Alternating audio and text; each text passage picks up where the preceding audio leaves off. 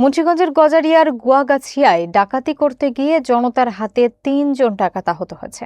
এ সময় তাদের কাছ থেকে ২১ রাউন্ড কার্তুজ, ৩টি রামদা, ২০টি ককটেল এবং ৬টি পেট্রোল বোমা উদ্ধার করা হয়। বৃহস্পতিবার রাত ২টা ৩০ মিনিটে উপজেলার গুয়াগাছিয়া ইউনিয়নের শিমুলিয়া গ্রামে এ ঘটনা ঘটে। মোহাম্মদ রাসেল সরকারের প্রতিবেদনে থাকছে বিস্তারিত। আটককৃতরা হল নারায়ণগঞ্জের সোনারগাঁও উপজেলার আনোয়ার হোসেন ভূঁইয়ার ছেলে আবু হানিফ, চাঁদপুরের মতলবউত্তর উপজেলার হাপানিয়া গ্রামের জসিম ব্যাপারীর ছেলে রাসেল এবং গজারিয়া উপজেলার গোয়াগাছিয়া ইউনিয়নের বালুয়াকান্দি গ্রামের মোজাফফর ব্যাপারীর ছেলে লোকমান। ঘটনার প্রত্যক্ষদর্শী কয়েকজনের সাথে কথা বলে জানা যায়, সম্প্রতি এলাকায় চুরি ডাকাতি বেড়ে যাওয়ায় স্থানীয়ভাবে গ্রাম পাহারার ব্যবস্থা করা হয়। বৃহস্পতিবার রাত 12টায় পাহারা শুরু করার পর রাত 2টা 30 মিনিটে গ্রামে 10 থেকে 12 জন লোকের উপস্থিতি টের পায় পাহারাদার দল। এ সময় তাদের ধাওয়া দেওয়া হলে কয়েকজন পালিয়ে গেলেও জনতার হাতে আটক হয় 3 জন। এ সময় আটককৃতদের কাছ থেকে 21 রাউন্ড কার্তুজ, 3টি রামদা, 20টি ককটেল ও 6টি পেট্রোল বোমা উদ্ধার করা হয়। গণধোলাই দিয়ে তাদের আটকে রাখে উত্তেজিত জনতা। শুক্রবার সকাল 9টায় তাদের পুলিশের হাতে তুলে দেওয়া হয়।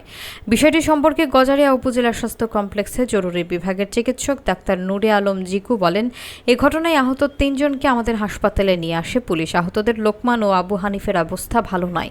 এদের শরীরের বিভিন্ন অংশ আঘাতের চিহ্ন রয়েছে।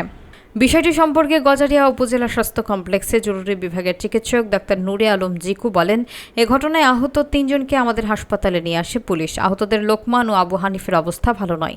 তাদের শরীরের বিভিন্ন অংশ আঘাতের চিহ্ন রয়েছে। হাত পা ভেঙে গেছে কিনা তা নিশ্চিত হওয়ার জন্য এক্স-রে করে বের করতে হবে। বিষয়টি সম্পর্কে গজারিয়া থানায় অফিসার ইনচার্জ মোহাম্মদ হাসান আলী বলেন, খবর পেয়ে ঘটনাস্থলে পুলিশ পাঠানো হয়। জনতার হাতে আটক 3 জনকে থানায় নিয়ে আসি। তাদের কাছ থেকে কিছু অস্ত্র-শস্ত্র উদ্ধার হয়েছে। বিষয়টি খতিয়ে দেখা হচ্ছে।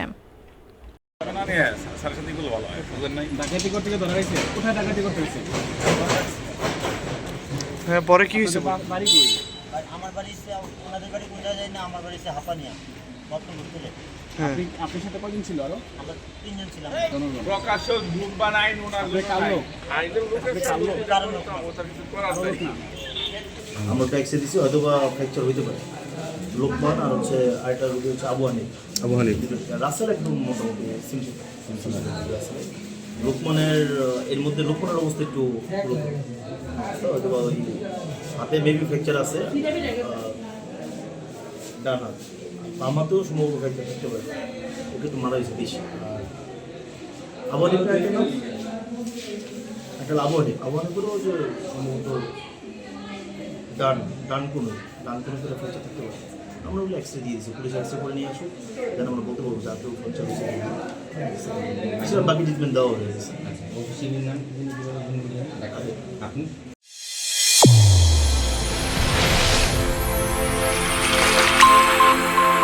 চ্যানেল A1 হৃদয়ের স্পন্দন।